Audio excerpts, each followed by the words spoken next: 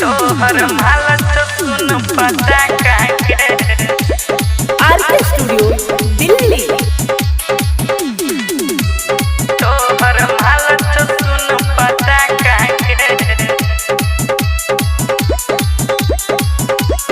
तोहर हालत सुन पता काके घर से बाहर निकले छौरी लागे माल पता कागे।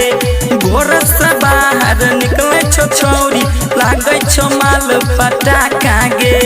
तोरो सनी मन मौसी तोहर माल सुन पता कागे। तोरो सनी मन मौसी तोहर माल सुन पता कागे। घर से बाहर निकले छौरी लागे माल पता कागे। घर से बाहर निकले छौरी लागे माल पता कागे। तोहरो सनी मन मौसी तोहर माल सुन पता कागे। तोहरो सनी मन मौसी तोहर माल सुन पता कागे। हालत सुन पता काके This song presented by Watch Music.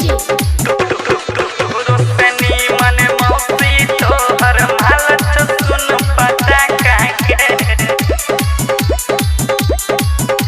पता काके पता काके घूमै जाबे गे पेनी छते घगरी ओकरे पफीदा होइ छै गाँव पूरा सगरी। गाँव पूरा सगरी हे गए घूमै छो पेनी जब छोटे छोटे घगरी ओकरे पफीदा होइ छै गाँव पूरा सगरी। होठ में लाली कान में बाली आँखा में कजरा लगाबै छो। होठ में लाली कान में बाली आँखा में कजरा लगाबै छो। तोहरो सनी मन मौसी तोहर माल सुन पता कागे। तोहरो सनी मन मौसी तोहर माल सुन पता कागे। हालत सुन पता काके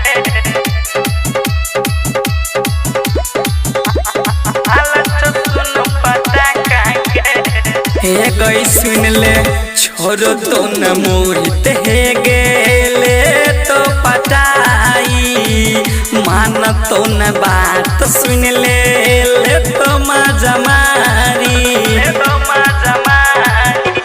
हे गए छोरो तो न मोहित हे गए ले तो पटाई मान तो न बात हे गए ले तो मजा मारी।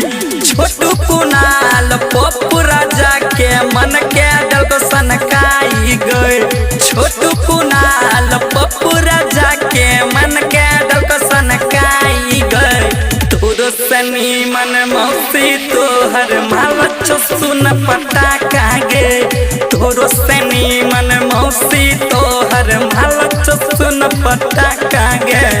घर से बाहर निकले छौरी लागे माल पता कागे। घर से बाहर निकले छौरी लागे माल पता कागे। तोहरो सनी मन मौसी तोहर माल सुन पता कागे। तोहरो सनी मन मौसी तोहर माल सुन पता कागे। Watch Music Projects.